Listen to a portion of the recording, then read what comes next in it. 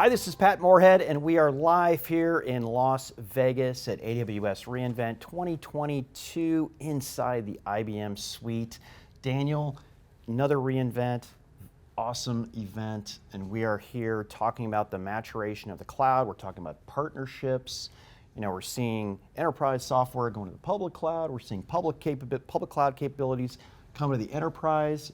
This is a maturation of the cloud, and I always like to say the cloud is still a 15-year-old teenager, still growing pains, still a lot of things to work through, but better than, crawling on all fours. Yeah, it's good to be here. I mean, there's some overarching themes that you get every year. reInvent's always an energy. It always kind of sets the tone for the cloud and kind of what's going on in the enterprise and how they're adopting technology to drive their business. And of course, themes, hybrid, themes, multi, themes, AI. If those are the things I'm seeing and feeling everywhere, with a little underpinning of sustainability still in there, shifting a little because of the economy, but overall, really exciting stuff, as always. But what's even more exciting is our guest here, Roger Premo. How are you? I'm doing well. I'm enjoying the show already too. Good. I love to see the progress that's happening with AWS. I think the last time we met was at IBM Think, and you got Daniel and I at a conference room, and we didn't know what we were going to talk about, but it was really important, and it was all about the new relationship that you had formed with AWS, and that's pretty cool. It is. And I'll say that one was on our relationship with AWS in software and our software portfolio, just to say we've been on a multi-year journey of building the partnership with AWS. So we are in our consulting business, that partnership continues to grow rapidly, our software business, and then we can talk about even in our systems business, we partner with AWS. So every part of IBM is collaborating with AWS for the joint benefit of our end customers. So maybe start there, because you kind of started alluding to it. IBM has had a huge shift in the past couple years since Arvind took charge. Definitely has a story to tell. The market is appreciating it. Getting into a deeper partnership, like you mentioned, with an AWS feels like a pivot, felt like a pivot, starting to feel now like it made a lot of sense and it's starting to really work. But talk kind of about how the whole partnership began and how it's evolving. If I could back it up for 30 seconds, I'd start with just our strategy, right? So we are on kind of year 4 of new IBM. We started it with the acquisition of Red Hat, and it was based exactly on what you said, which is the world is, call it hybrid, call it multi, it's heterogeneous, and my technology needs to run where it needs to run. And so that bet was on open source. To your point, bring the cloud back to wherever it is that open source will be where that cloud innovation occurs, and businesses that bet their digital innovation agenda on that tailwind of open source are going to be rewarded because they'll have continuous innovation improving their overall business. And so that strategy pivot, and then all of our portfolio, if it's hybrid skills and consulting, moving our software to delivered as a service, both traditional model, but on AWS, on our cloud, et cetera. If it's collaboration with our systems portfolio, we've pivoted all of our company to that. And then if you get to AWS in terms of why that partnership, underneath it, when we look at a hybrid architecture premised on open source and delivering that for our clients on their digital innovation agenda, we've done the work to show the proof points that is more economic for them. They drive a better commercial outcome. So when our clients benefit and create value, we do better by sharing that value with our customers, our partners, and with IBM. And so if you look at how we create, if it's our consulting business, we help clients modernize and build applications on top of AWS. Obviously, that's a great business for both AWS and IBM. If we do it on top of a hybrid cloud infrastructure that is in those other locations that they run their heterogeneous computing, that's right on the sweet spot of our strategy, and it delivers on top of the Red Hat services that exist inside of AWS.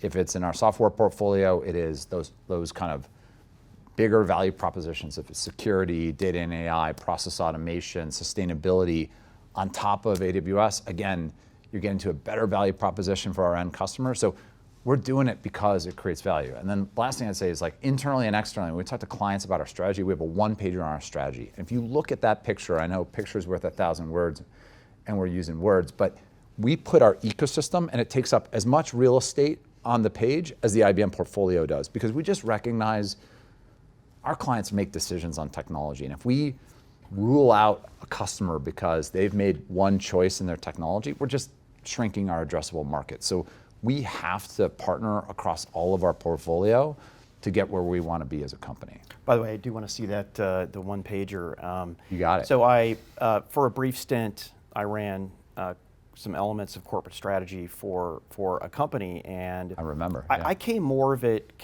from a.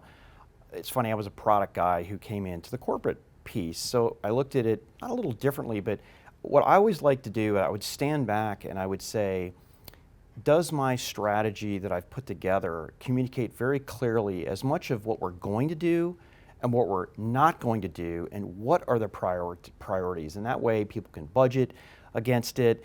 There's a cut line. So with respect to that, how do you prioritize what you do with AWS? Because your businesses are both so gigantic. I mean, it's consulting, it's apps, it's infrastructure, it's industry, it's just everything. Where do you start? Well, I'd start with the customer, right? And I think AWS, as Amazon in general, has taught us this: start with the customer long ago, and I think it's part of what has powered them to be such an important part of our everyday lives, well beyond AWS. And so our customers are telling us what they want. Like literally just this morning, customer meetings that are, immediately going back to product teams to shape roadmaps because it's an emerging need they have.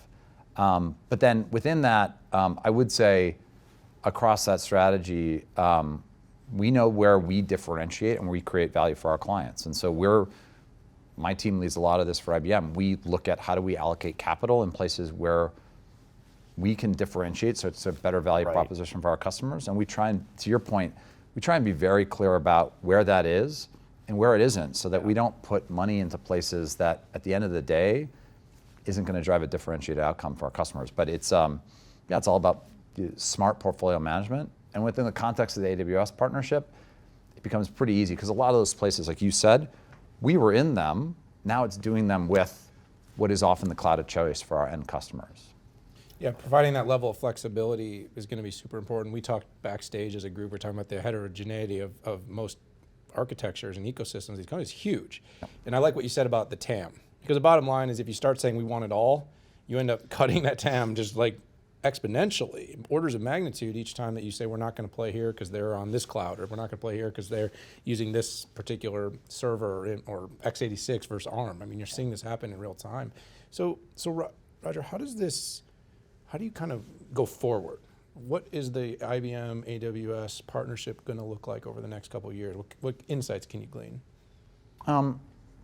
Well, first of all, I think we started with a little bit of the software announcements at Think earlier this year. I think you're going to see more of our portfolio delivers as a service, just seamlessly integrated into AWS, so that if a client wants to buy it from the marketplace, if they want to buy it through whatever partner that they typically work with at AWS, the IBM software is there. And you're going to see we are on a steady stream of GAs of products quarter after quarter after quarter. So you're going to see more and more of that. I think you're going to see, we talked about Red Hat. We already have Red Hat, both Linux and OpenShift, as native services within AWS. I think you're going to see that be just more seamless, more easy for customers, and more ubiquitous as they recognize that open source layer that they can run in AWS, but also in their data center or another cloud, is the way to simplify a lot of that complexity and not carry forward that complexity when they add that more kind of, like you said, x86, ARM, other server types.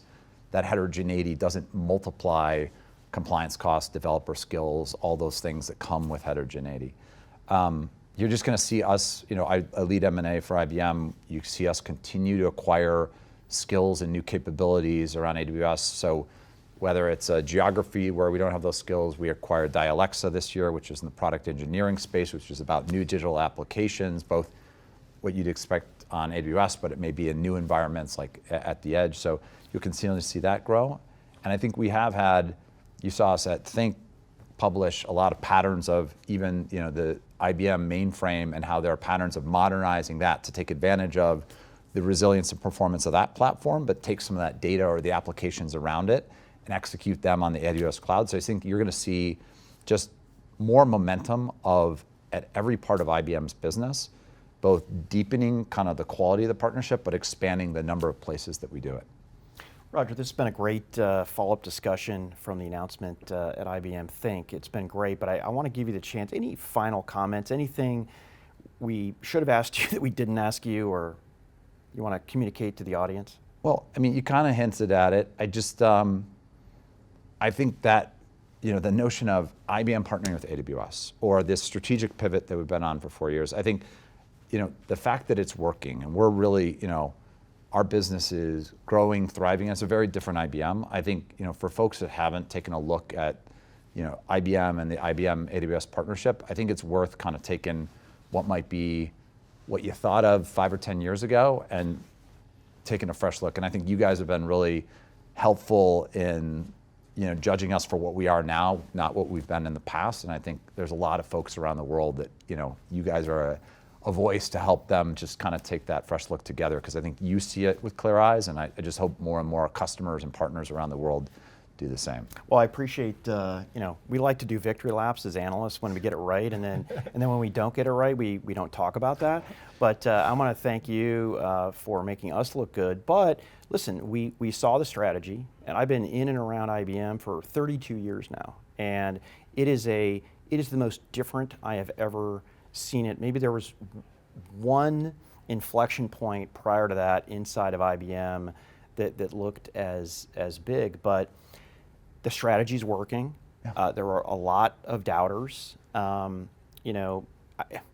Street I never view as the ultimate arbiters of value, but it is nice that you're hitting all-time highs and you're getting rewarded for some of the work that you've done. And announcements are one thing, and actually delivering the goods at the end of the day, making clients happy and giving them what they're looking for without being so protective, which anybody who's a leader in this industry sometimes has this just knee-jerk reaction to go in and they want to give a big bear hug and have everything. But listen, look at hybrid cloud. There were deniers of that 10 years ago, okay? And now there's even some people saying the multi-cloud doesn't exist, but it's like, no, it does. Every Fortune 2000 has multiple clouds, and I'm not counting SaaS, so that's a reality. And pulling this together has been fun to watch too.